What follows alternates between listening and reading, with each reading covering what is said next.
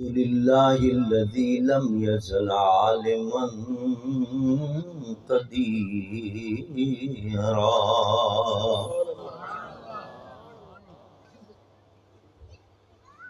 حيا قيوما سميعا بصيرا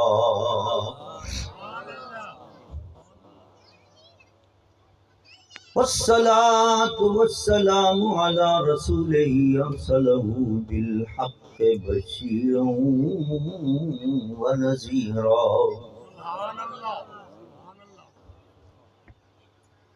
وعلى آله وأصحابه كثيرا كثيرا أما بعد فأعوذ بالله من الشيطان الرجيم بسم الله الرحمن الرحيم يا أيها الذين آمنوا اتقوا الله وابتغوا إليه الوسيلة وجاهدوا في سبيله لعلكم تفلحون صدق الله وصدق رسوله النبي الأمين الكريم ونحن على ذلك لمن الشاهدين والشاكرين الحمد لله رب العالمين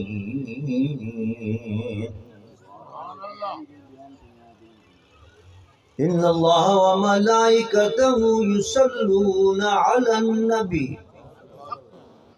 يا أيها الذين آمنوا صلوا عليه وسلموا تسليما دروشی پڑھ لی الصلاة والسلام عليك يا رسول الله الصلاة والسلام عليك يا حبيب الله اتنا بڑا عاشقان مصطفیٰ کا مجمع ہے، بلند آواز سے پڑھیں الصلاة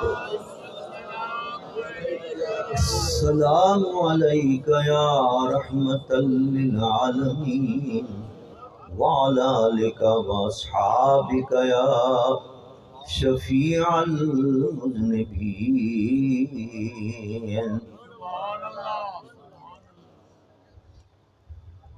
حمد و صلاۃ کے بعد میرے واجب الاحترام بزرگوں اور میرے عزیز دوستوں، برس کے بعد آج یہاں آنے کا اتفاق ہو رہا ہے۔ ایک وہ زمانہ تھا جب میرے والد گرامی اور میرے مرشد گرامی قطب وقت حضرت شاہ مفتی محمد محمود الوری رحمت اللہ تعالی علیہ کے 3 بڑے چہیتے مرید تھے یہاں۔ ایک چودھری نور احمد صاحب، چودھری دین احمد صاحب اور چودھری شیر احمد صاحب، اور تینوں مل کر بڑے دھوم دھام سے کوٹلہ مراد علی میں میلاد مصطفیٰ کی محفل سجایا کرتے تھے۔ دور دراز سے لوگ آیا کرتے تھے، اس محفل کا چرچا تھا پورے علاقے کے اندر، اور اللہ نے ان کو اور ان کی اولادوں کو جو کچھ نوازا ہے وہ اس میلاد کا صدقہ ہے۔ بڑی برکت ہے میرا، حضور کے ذکر کی بڑی برکت ہے۔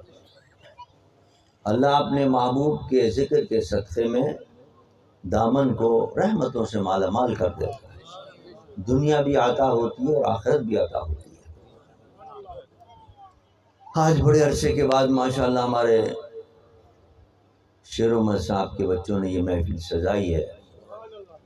اللہ تعالیٰ ان کے رزق میں برکت عطا فرمائے، اور اس میلاد شریف کی برکتوں سے سارے خاندان کو مالا مال کرے۔ اگلے سال میں آؤں تو مجھے یقین ہے کہ انشاءاللہ ان تینوں بھائیوں کی، چودھری نور احمد، چودھری شیر احمد، چودھری دین احمد کی اولادیں مل کر انشاءاللہ کوٹلہ مراد علی میں ملا کے اس محفل سجائیں گے انشاءاللہ۔ اپنے والدین کے طریقے پر قائم رہو، ان نسبتوں کو قائم رکھو، ان تعلقات کو قائم رکھو۔ یاد رکھو آستانے سے یہ تعلق جو ہوتا ہے یہ دنیا میں بھی کام آتا ہے اور آخرت میں بھی کام آتا ہے۔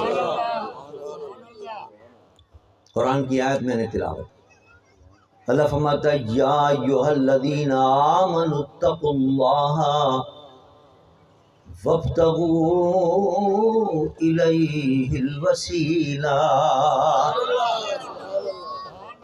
اے ایمان والو، تقوی اختیار کرو اور اللہ تک پہنچنے کے لیے کوئی وسیلہ تلاش کرو۔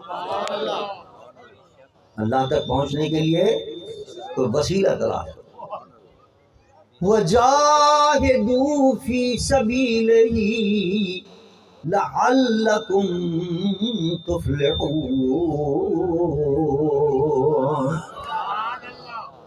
اللہ کی راہ میں مجاہدہ کرو تاکہ تم کامیاب ہو جاؤ۔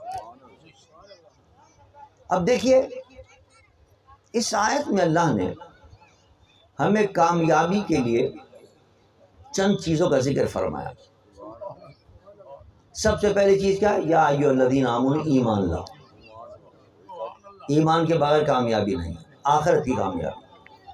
جنت میں نہیں جائے گا آدمی اور کتنی دولت مند ہو، کتنی ارب پتی ہو، کتنی بادشاہت ہو، لیکن اللہ کے رسول پر، اللہ پر ایمان نہیں تو جنت نہیں ملے گی، جہنم میں جائے گا۔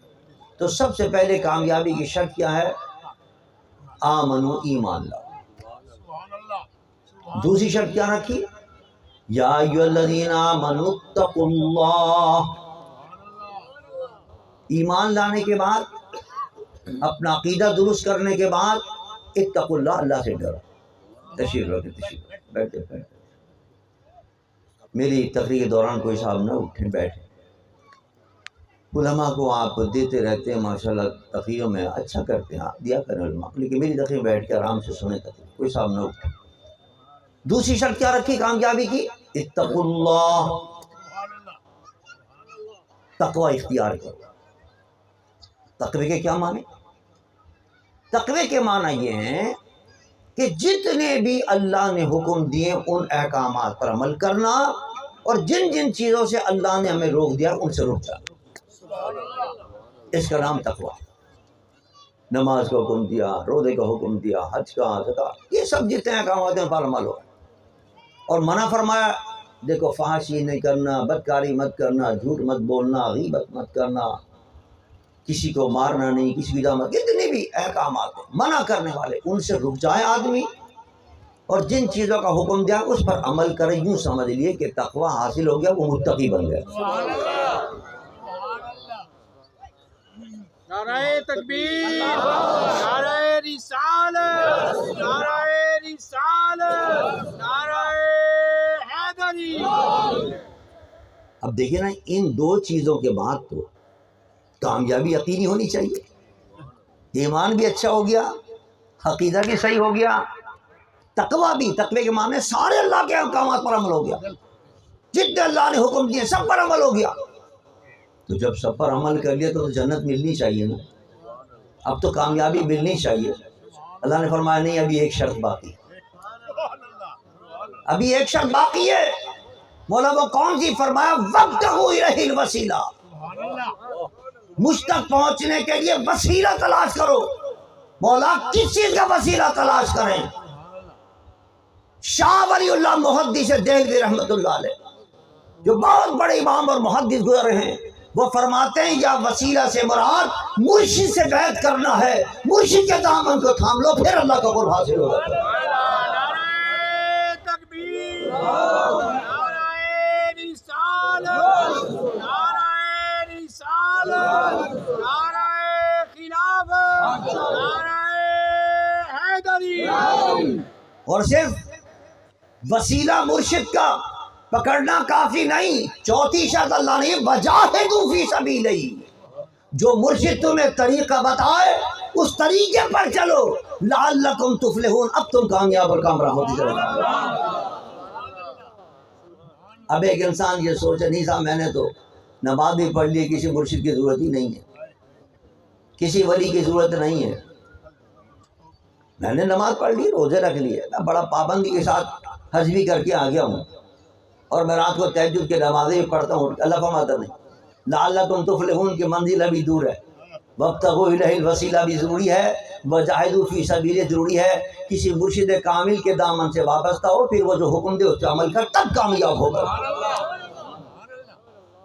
اب سوچنے کی بات ہے، سوال یہ ہے کہ آخر اتنے اعمال اختیار کرنے کے بعد، ایمان بھی رکھنے کے بعد، کیوں اللہ حکم دے رہا ہے کہ نہیں مرشد کامل کے دامن سے وابستہ ہو جاؤ؟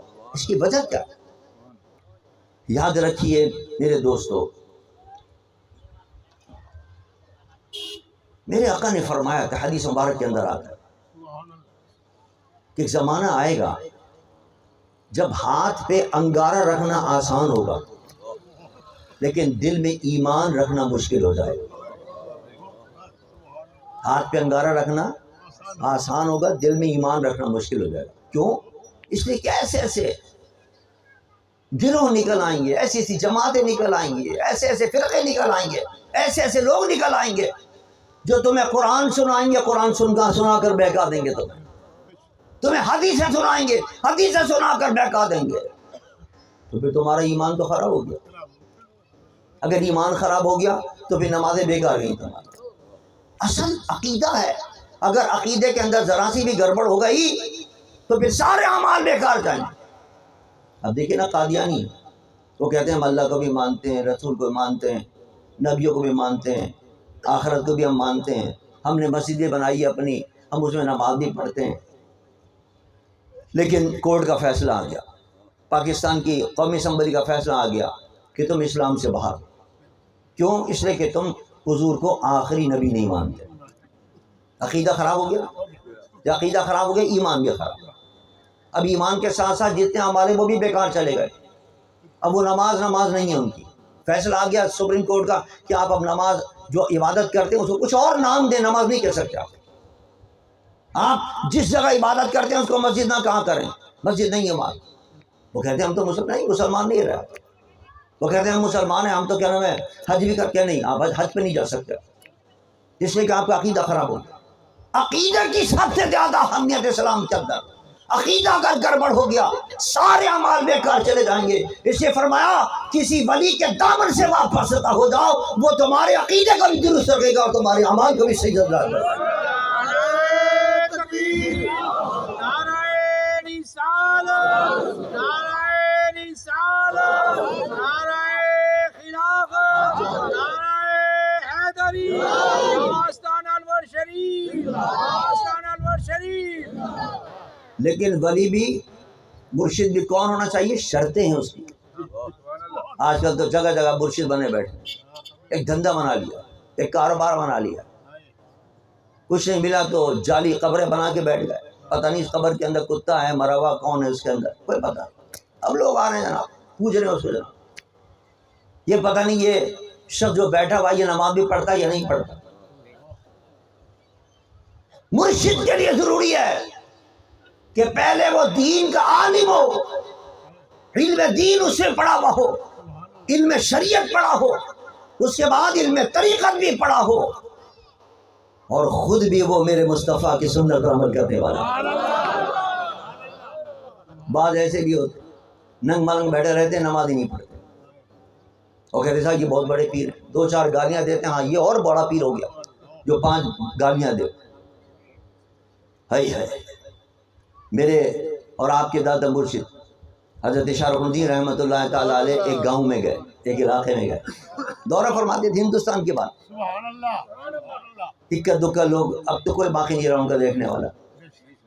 آپ لوگوں کے دادا پڑدادا جو تھے وہ ان سے بیعت تھے، حضرت شاہ رخ الدین رحمۃ اللہ، پرانا سلسلہ چل رہا، کامل سلسلہ۔ حضرت شاہ رخ الدین رحمۃ اللہ علیہ گاؤں میں گئے پتہ چلا یہاں صاحب ایک بزرگ آئے ہوئے. صاحب نے بڑی اچھی بات ہے، ہم بھی ملیں گے اس بزرگ سے. ہر صاحب نے نماز ادا فرمائی اس گاؤں کے اندر، اور گاؤں میں بھائی وہ پیر صاحب کہاں ہیں؟ وہ ہم تو چاہتے ہیں ان سے ملے، وہ آئے نہیں مسجد میں نماز کے لیے. لوگوں نے کہا صاحب وہ یہ کہتے ہیں کہ میں یہاں نماز نہیں پڑھتا، میں تو مدینے میں نماز پڑھتا ہوں، میں تو مدینے میں نماز پڑھتا ہوں. اچھا. میرے مرشد نے فرمایا ان سے کہنا جب آپ، ہاں ان کے رات کا کھانا ان کو مت دینا، کھانا بند کر دو. کھانا رات کا بند ہو گیا، انتظار کرتے رہے وہ صاحب، کھانا آیا، کھانا آیا، کھانا نہیں آیا. جب بہت بھوک لگی تو انہوں نے جناب گالیاں دینی شروع کر دی، اور جو بدوائیں دینی شروع، سڑ جائے تو تم، جل جاؤ تم، اور تم یہ ہو جاؤ، تباہ ہو جاؤ، برباد ہو جاؤ. لوگ گھبرا گئے صاحب وہ تو بڑی گالیاں. آپ نے فرمایا کوئی پرواہ نہیں، دینا تو سکھائے. جب بہت غصے ہو تو اس سے کہنا کہ اگر آپ نماز پڑھتے ہیں مدینے میں جا کے تو کھانا بھی مدینے میں جا کے کھائے گی. کھانا یہاں کھاتے ہیں، بھوک یہاں لگتی ہے، اور نماز پڑھنے آپ مدینے میں جاتے جھوٹ بولتے ہیں. میرے مصطفیٰ کی سنت پر اور جو فرض پر عمل نہیں کرے گا، وہ حدیث میں آتا ہے اور روایتوں میں آتا ہے، وہ کوئی ولی نہیں ہوتا، وہ شیطان ہوتا ہے. جب میرے صحابہ پر نمازیں معاف نہیں ہوئی ہیں تو ولی کون سا آ گیا جو کہتا ہے میری نماز معاف ہے، میں وہاں پڑھوں گا نماز جا کے. حضور غوث پاک رضی اللہ تعالیٰ کے واقع لکھا ہے. اللہ آپ ایک روز فرماتے ہیں کہ حضور غوث پاک کا مہینہ شروع ہو گیا ہے، آسمان پہ ایک نور چھا گیا، ایک بادل نورانی چھا گیا، اور اس میں سے آواز آئی، اے عبد القادر، آپ کا نام تھا عبد القادر، غوث پاک، اے عبد القادر ہم تمہاری عبادتوں سے خوش ہو گئے ہیں، اور آج سے ہم نے تمہاری نماز معاف کر دی. آج سے ہم نے تمہارے لیے نماز معاف کر دی. اب آج کل کوئی پیر ہوتا ہو جناب ڈنگے بجاتا، بھائی اعلان ہو گیا میرے لیے، تو غیب سے آواز آئی میرے لیے، کوئی نماز نہیں پڑھنی. جب جیسے یہ آواز آئی حضور غوث پاک نے فرمایا لا حول ولا قوت الا باللہ. کیا فرمایا؟ لا حول ولا قوت الا باللہ. یہ پڑھنا تھا کہ وہ نور ختم ہو گیا اور دھواں بن گیا. شیطان تھا وہ، جعلی نور بنا کر اور بہکارا تھا غوث پاک کو.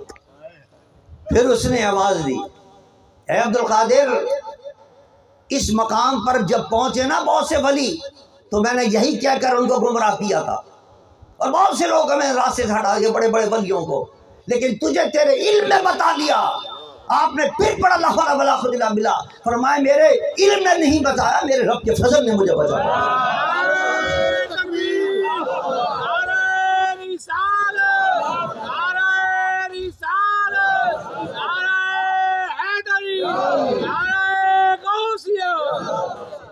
اس لیے فرمایا کہ یا ایھا الذین آمنوا اتقوا اللہ وابتغوا الیہ الوسیلہ وجاہدوا فی سبیلہ لعلکم تفلحون. تمہاری کامیابی کا راز یہ ہے کہ اپنے ایمان کو اگر بچانا چاہتے ہو، اپنے عقیدوں کو اگر بچانا چاہتے ہو، اپنے اعمال کو اگر بچانا چاہتے ہو، تو کسی ولی کے دامن سے وابستہ ہو جاؤ، اپنا ایمان عقیدہ سلامت لے کر جنت میں چلے جاؤ گے، ورنہ کوئی تمہیں گمراہ کرتا ہے. مولانا روم رحمۃ اللہ علیہ فرماتے پیر را بگزی کے بے پیر این سفر.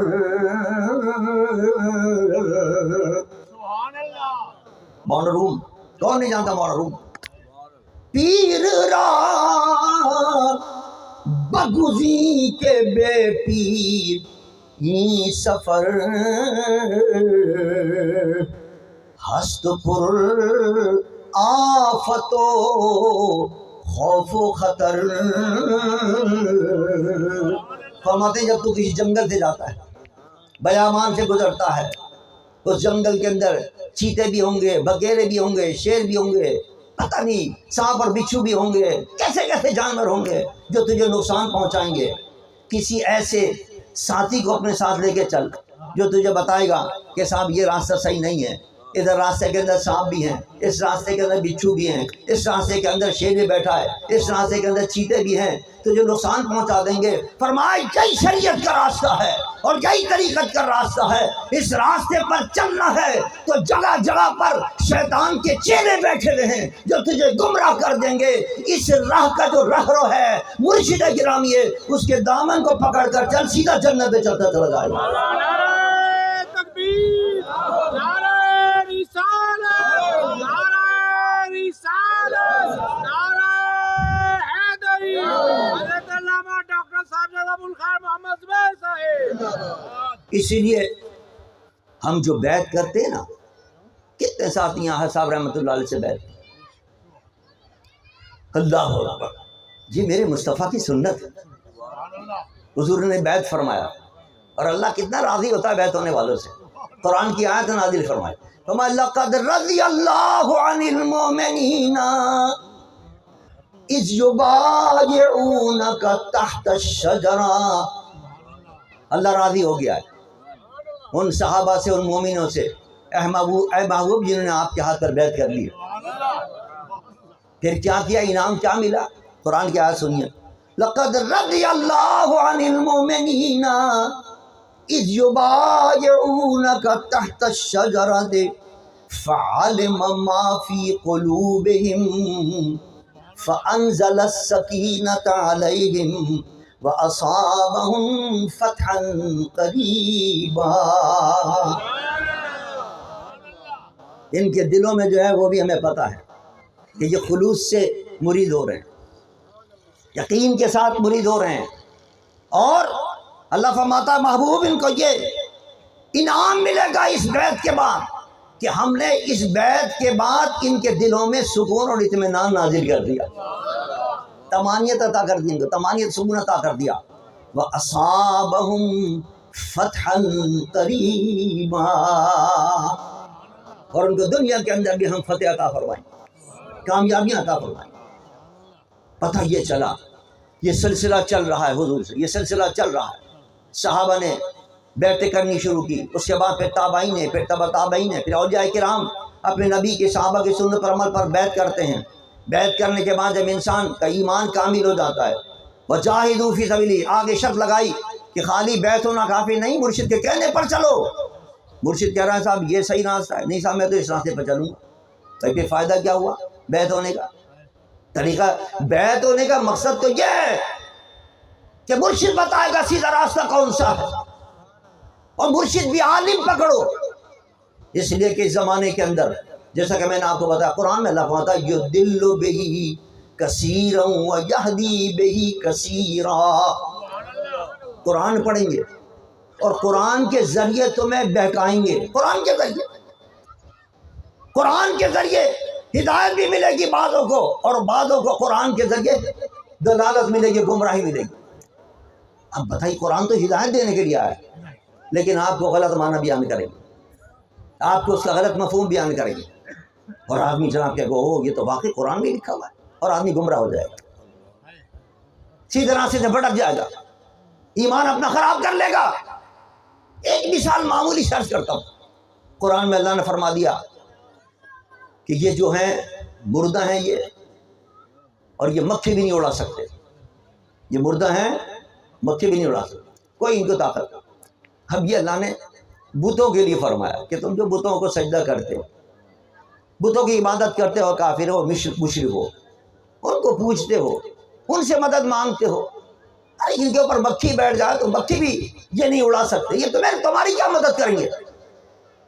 آئیے، آیت نازل کس کے لیے ہوئی تھی؟ بتوں کے لیے۔ اور آج بعض لوگ ہمیں بہکاتے ہیں، سب ولیوں کے پاس مت جایا کرو، داتا کے پاس مت جاؤ، غوث پاک سے مدد مانگو مت مانگو، اپنے مرشد کے پاس کیوں جاتے ہو، شارم الدین کے پاس؟ وہ تو مر گئے ہیں، قرآن میں اللہ نے فرمایا تو مکھی بھی نہیں اڑا سکتے۔ یہ اللہ نے اولیاء کے لیے نہیں کہا، یہ تو بتوں کے لیے کہا ہے۔ اولیاء کی تو شان یہ بیان کی اللہ نے قرآن پاک کے اندر۔ حضرت سلیمان کی امت کا ایک ولی تھا، اس نے کہا کہ آپ صرف پلک جھپکیں، ہزاروں میل کے فاصلے پر تخت کو اٹھا کر آپ کی خدمت میں لا کے دے دیں۔ نعرہ تکبیر، نعرہ رسالت۔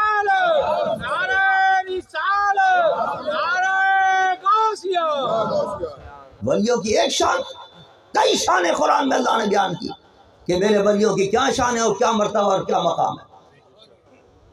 اللہ فرماتا ہے میں نے اپنی طاقتیں ان کو عطا کی ہیں، یہ میری طاقت سے دیکھتے ہیں۔ سبحان اللہ، وہ حدیث میں آتا ہے، مشہور حدیث ہے، بخاری ہے، میں ان کے ہاتھ بن جاتا ہوں، میں ان کے پاؤں بن جاتا ہوں، میں ان کی آنکھ بن جاتا ہوں۔ اور علماء فرماتے ہیں اس کے معنی اللہ فرماتا ہے آنکھیں ان کی ہوتی ہیں، دیکھنے کی طاقت میری آتی ہے۔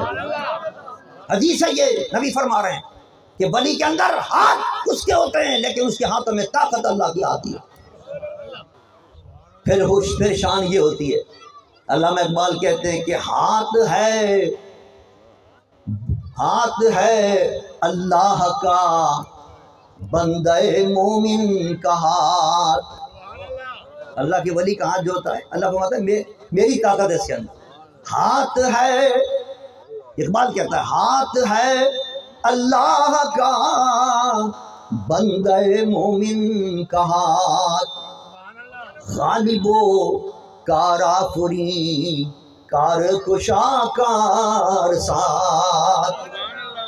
یہ ہاتھ جو تمہاری مشکلیں آسان کر رہا ہے، یہ اللہ کا ولی جو تمہاری پریشانیاں دور کر رہا ہے، یہ تمہاری حاجتوں کو پورا کر رہا ہے، یہ نہیں کر رہا، یہ اللہ کی طاقت ہے اس کے ہاتھ کے اندر جو مشکلیں آسان کر رہا ہے۔ نعرہ تکبیر، نعرہ رسالت، نعرہ رسالت، نعرہ حیدری، نعرہ غوثیہ۔ کہتے ہیں شرک ہو گیا، شرک کہاں سے ہو گیا؟ اللہ فرماتا میں نے دی طاقت، یہ تو میری طاقت سے کر رہا ہے، یہ تو میری طاقت ہے۔ یہ تو حضور فرماتے ہیں، میرے آقا کے ارشاد ہے رب اشعث اغبر مدفوع بالابواب لو اقسم علی اللہ لا برہ۔ حضور فرماتے ہیں بعض ایسے ہوں گے اللہ کے ولی، ان کی ظاہری صورت تو ایسی ہوگی کہ اگر وہ کسی دروازے پر چل جائیں تو لوگ دھکے دے کے نکال دیں گے، یہ کون فقیر آ گیا، نکالو اس کو، ہائے ہائے۔ لیکن اللہ کی بارگاہ میں ان کی شان یہ ہوگی۔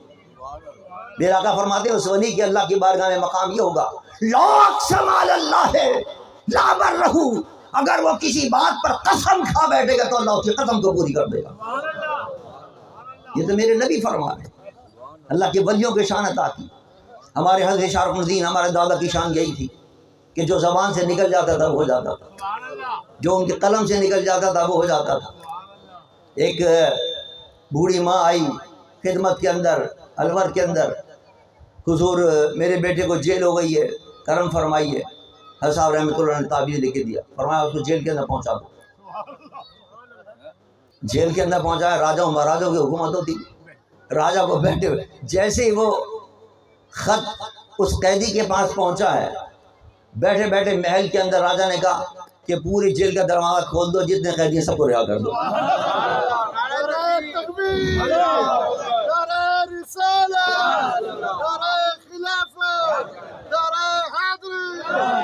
اب قیدی لے آنا شروع ہوئے، قیدی لے آنا شروع، پھر قیدی نکلا، دوسرا قیدی نکلا، تیسرا نکلا، جس کے پاس تعویذ تھا، جیسے وہ نکلا پھر بادشاہ پھر راجا کو خیال آیا میں نے کیا کہا، جاؤ دروازے دوبارہ بند کر دو۔ کیا شان ہے، لا اقسم علی اللہ لا برہ۔ میرے نبی کا ارشاد ہے کہ یہ اللہ کے پیارے ولی ہوتے ہیں، اور ہمارے دادا کی تو شان ہی نرالی ہے۔ پوچھو آج بھی لوگ زندہ ہیں بعض جنہوں نے وہ شان دیکھی ہے کہ میرے دادا حضرت شارق الدین کسی الور کی گلی سے نکل جاتے تھے تو ہندو اپنے دروازوں کو بند کر لیا کرتے تھے، لوگ کہتے تھے کیوں بند کر رہے ہو، کہنے عجیب آدمی ہے، جس پر نظر پڑتی ہے وہی لا الہ الا اللہ پڑھنا شروع کر دیتا۔ نعرہ تکبیر، نعرہ رسالت، نعرہ رسالت، نعرہ حیدری، آستان انور شریف، آستان انور شریف۔ ایک بڑے ہندوستان کے شاعر گزرے کیف، ہمارے دادا کے مریدوں میں سے تھے، انہوں نے حضرت شارق الدین کی شان میں پوری قصیدہ لکھا ہے۔ اس کا ایک شعر ہے، وہ فرماتے ہیں تیری نگاہ سے پتھر کے دل پگھل جائیں، تیری نگاہ سے پتھر کے دل پگھل جائیں، اور آنکھ اٹھائے تو شام و سحر بدل جائیں۔ اللہ نے اپنے ولیوں کی نگاہوں میں اثر رکھا ہے، جو آتا تھا وہ مسلمان ہو جاتا تھا، کافر آتا تھا اور اگر کوئی مسلمان آتا تھا اور نگاہ ڈالتے تھے تو کامل ولی بنتا چلا جاتا تھا۔ میں نے اپنے دوروں کے اندر ایسے ایسے دیکھے لوگ ہمارے دادا کے مریدوں میں سے کہ جن کی تہجد کبھی قضا نہیں ہوئی۔ ہمارا عالم یہ کہ ہم سے 5 وقت کی نمازیں نہیں پڑھ جاتی، جو فرض ہے۔ یہ اللہ کے ولیوں کی نگاہ کا اثر بتا رہا ہوں۔ لوگ کہتے ہیں کیا ضرورت ہے؟ ارے اللہ کے ولیوں کے دامن سے وابستہ رہو، دنیا بھی سنورے گی اور آخرت بھی سنورے گی۔ اور قرآن میں اللہ نے فائدہ بتایا، وانزل السکینۃ، تمہارے دلوں کو بھی سکون اور اطمینان ملے گا، طمانینت ملے گی، محبت ملے گی، خوشیاں ملیں گی، راحتیں ملیں گی۔ یہی خاندان ہے چودھری نور احمد کا، چودھری کیا نام ہے شیر احمد کا، اور چودھری دین احمد صاحب کا۔ آیا کرتے تھے ماشاءاللہ، ان کے باپ دادا پردادا ہندوستان سے بیٹھ تھے، حضرت اشارت مدین رحمۃ اللہ علیہ۔ ان کو چاہیے اسی محبت کے ساتھ رہیں، اسی طرح جلسے قائم کرتے رہیں، تاکہ اسی طرح اللہ کی رحمتیں برستی رہیں گے۔ حضرت صاحب رحمۃ اللہ علیہ، اشارت مدین رحمۃ اللہ علیہ کو اللہ تعالیٰ نے بڑا مقام اور بڑا مرتبہ عطا فرمایا تھا۔ تشریف رکھے، تشریف رکھے، بیٹھے، تشریف رکھے۔ عزیزان من، اللہ کے ولیوں کی دعا میں بڑا اثر ہے۔ ہمیں چاہیے کہ ہم دیکھیے حضرت صاحب رحمۃ اللہ علیہ جب بھی کسی کو بیعت فرمایا کرتے تھے، سچے اور صحیح ولی کی نشانی یہ ہے، خود بھی نماز پڑھے، مریدوں بھی نماز کی ہدایت کرے۔ سب سے پہلے ہدایت فرمایا کرتے تھے، بیٹا نماز پڑھنا پابندی کے ساتھ۔ ہمارے مولانا رمضان صاحب نور احمد صاحب کے چچا تھے، بڑی مزے کی تقریر کیا کرتے تھے، بڑی مزے کی تقریر کیا کرتے تھے۔ اور وہ سنایا کرتے صاحب، ہمارے گاؤں میں آ گیا ایک پیر، میووں کا پیر، تو اس سے پوچھا بھائی وہ حضرت صاحب احسان نے کہا بھائی وہ تمہارے پیر نے تمہیں نماز کا فرمایا، نماز تم پڑھتے ہو نہیں پڑھتے؟ تمہارے مرشد نے تمہاری نماز کے لیے کہا نہیں کیا؟ تو اس کا مرید کہتا ہے والو نے تو ہمیں کبھی نماز کو تکلیف ہی نہ دی، تکلیف ہی نہیں تھا کہ نماز پڑھو۔ استغفر اللہ، لا حول ولا قوت۔ بڑی مزے سے سنایا کرتے رمضان صاحب، اللہ تعالیٰ ان کی بخشش فرمائے، ان کی مغفرت فرمائے۔ اب آپ بتائیے کوئی پیر نہیں ہے؟ جب بڑے بڑے اولیاء پر نمازیں معاف نہیں ہوئی، صحابہ نے نمازیں پڑھی، تو ہم اور آپ کون ہوتے ہیں جو کہیں کہ صاحب مجھے نماز پڑھنے کی ضرورت نہیں ہے؟ بعض پیر کہتے ہیں بس ذکر کر لو کافی ہے۔ نماز فرض ہے، اور اتنی غضب کی چیز ہے، اتنی غضب کی چیز ہے نماز۔ دیکھیے یہ جو آفتیں آتی ہیں اور ہمارے گھروں میں مصیبتیں آتی ہیں، پریشانیاں آتی ہیں، روزی کم ہو جاتی ہے، رزق کم ہو گیا ہے، کھیتی باڑی کے اندر جناب آفتیں آ گئی، اولاد کے اندر کوئی مصیبتیں آ گئی، کہیں جناب تجارت میں کوئی مسئلہ آ گیا، وہ سب ہمارے گناہوں کی وجہ سے ہوتا ہے۔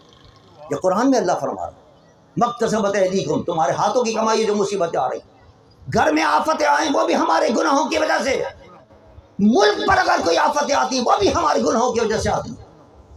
آج کیسی کیسی ہمارے پاکستان کی مصیبتیں آ رہی ہیں، کیسی کیسی آفتیں آ رہی ہیں، کہیں جناب زلزلے آ رہے ہیں، کہیں جناب طوفان آ رہے ہیں، کہیں جناب سیلاب آ رہے ہیں، کہیں جناب بے موسم کی بارش ہو رہی ہے، پتہ چلا کھڑی کی کھڑی فصل خراب ہو گئی، تباہ ہو گئی۔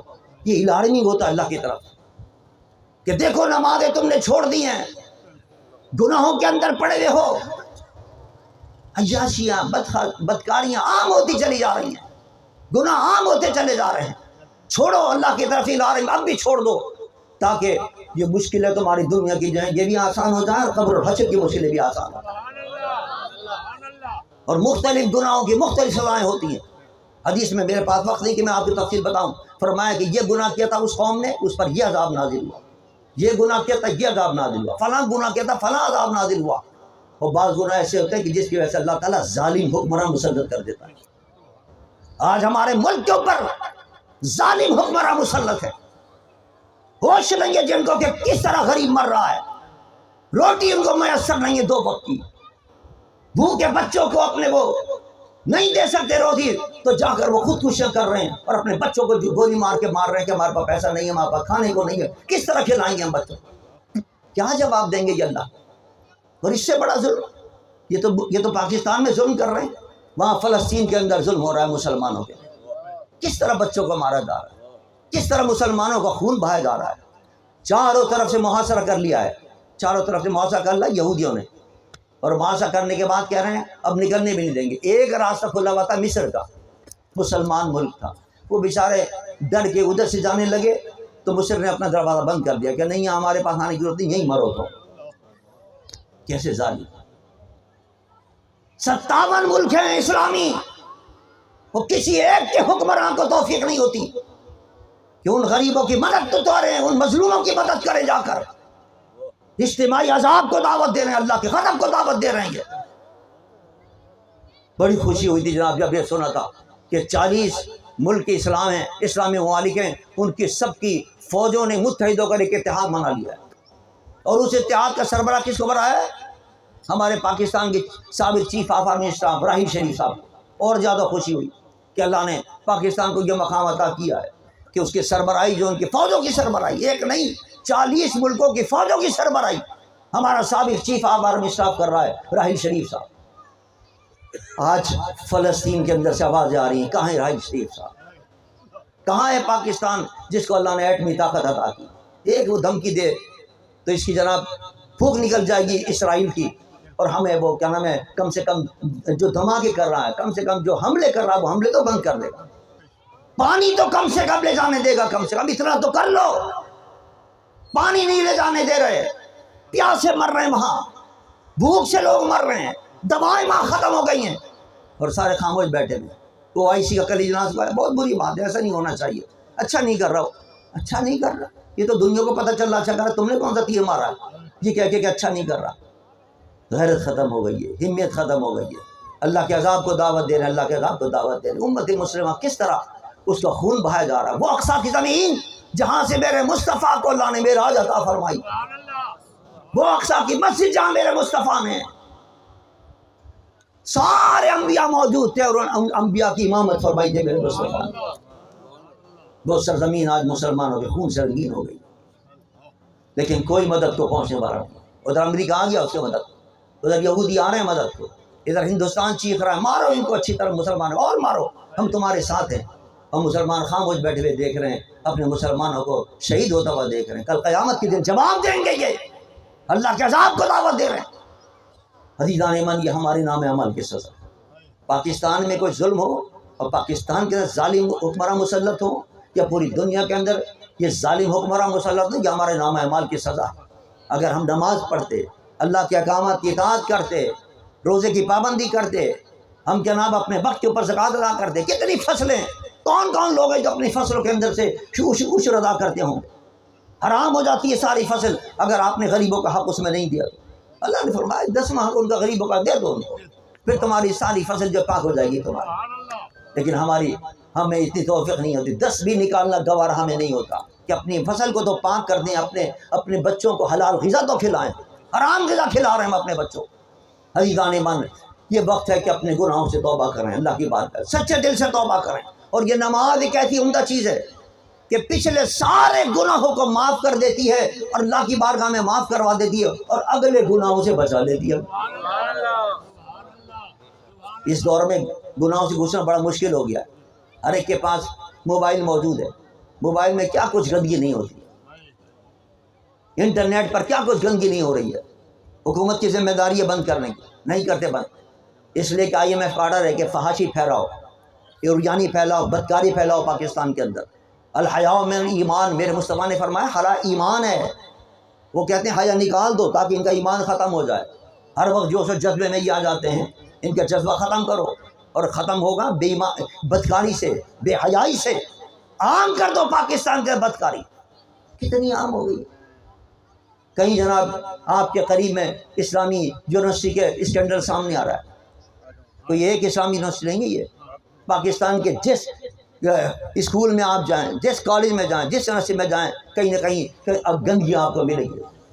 یہ تو کوئی چکر چل گیا تھا کسی سیاسی لوگوں کا، اس وجہ سے سامنے آ گیا کہ کیا ہو رہا ہے وہاں اور کیا کچھ نہیں ہو رہا، کس جگہ نہیں ہو رہا، بدکاری عام کر، سازش ہے NGOs کی، سازش ہے یہود و نصارہ کی پاکستان کے اندر عام کیا جائے بدکاری کو، یا تاکہ ان کا ایمان ختم ہو جائے۔ اس سے کیسے بچا جائے گا؟ آپ کا بچہ اسکول میں جا رہا ہے، یونیورسٹی میں جا رہا ہے، کالج کے اندر جا رہا ہے، آپ کو کیا پتا گھر کے اندر کہ کس کے ساتھ وہ بیٹھا ہوا ہے، دوستی کس کے ساتھ ہے، کہاں جا رہا ہے، کیا کر رہا ہے وہ۔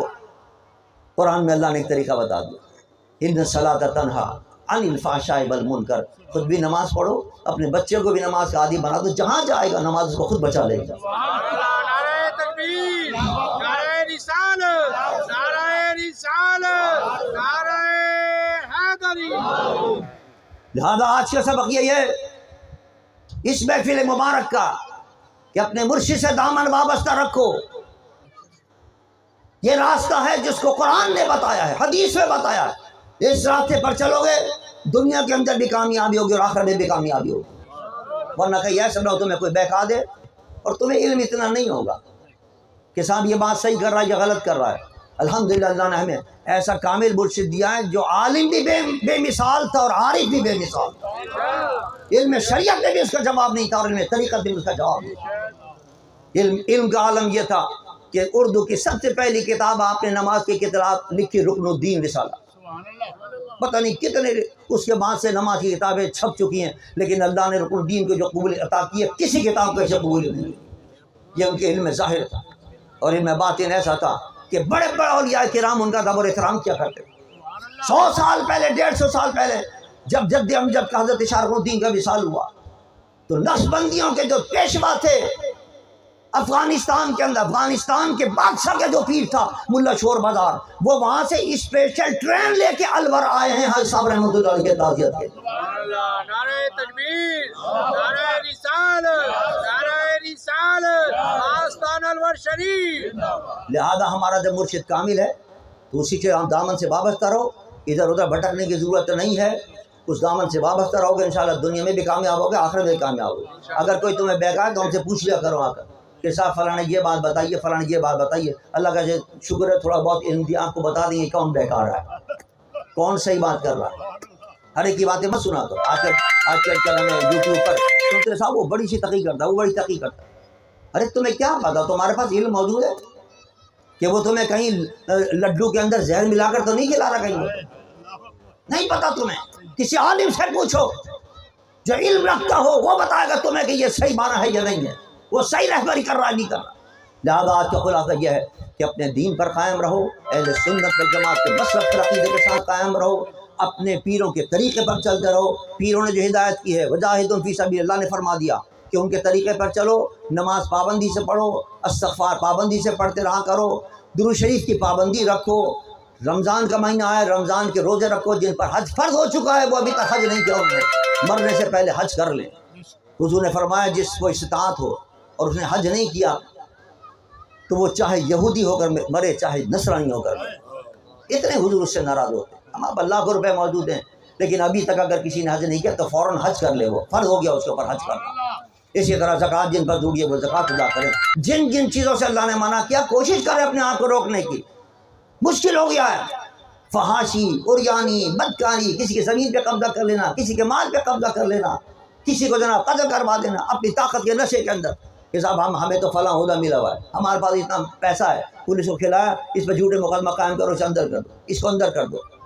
है यहाँ तो तुम जुल्म कर लोगे, लेकिन क़यामत के दिन क्या जवाब दोगे अल्लाह जब अल्लाह पकड़ेगा ना। इन्न बत्शा रब्बिका लशदीद इन्नहु हुवा युब्दिउ व युईद। अल्लाह की पकड़ बड़ी सख्त होती है, उसका कोई बच के नहीं जाएगा। यहाँ तो क्या नाम है भगा देते हैं जनाब, गवाहों को भी मार देते हैं गवाहों को। कौन जाता है गवाही देने की? हमारे हैदराबाद के अंदर एमकेएम के जुल्म करने वाले जिन्होंने 100 आदमी को कत्ल किया, 300 आदमियों को मार दिया, एक क्या नाम है फैक्ट्री के अंदर जला दिया, जिंदा जला दिया। और कौन आया जनाब उनकी गवाही देने के लिए? उनको पता है 300 को जलाया, 301 और हमें भी जला देगा, कोई गवाही देने के लिए नहीं आ रहा। लेकिन क़यामत के दिन अल्लाह फरमाएगा हाथों को हाथ तू बता, तू गवाही दे इसकी। आँख तू बता, तूने कहाँ देखा था? उसकी आँख गवाही देगी, उसके हाथ गवाही देंगे, उसकी ज़बान गवाही देगी, उसका सर गवाही देगा, नहीं बच सकेगा आदमी। अज़ीज़ान ईमान वो बड़ा सख्त वक्त होगा हशर का।